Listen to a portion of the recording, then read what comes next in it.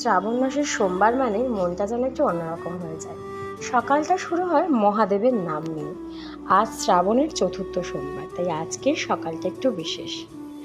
মহাদেবের পুজোর জন্য খুব বেশি আয়োজনের প্রয়োজন হয় না, শুধু ভক্তি, কয়েকটা বেলপাতা আর মন থেকে করা প্রার্থনাই যেন যথেষ্ট। सदा वसन्तं हृदयारविन्दे भवं भवानी सहितं नमामि।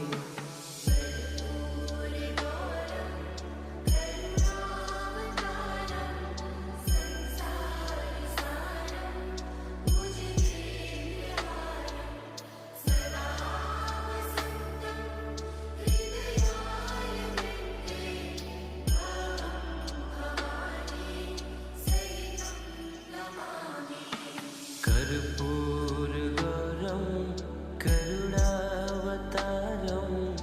संसारसारं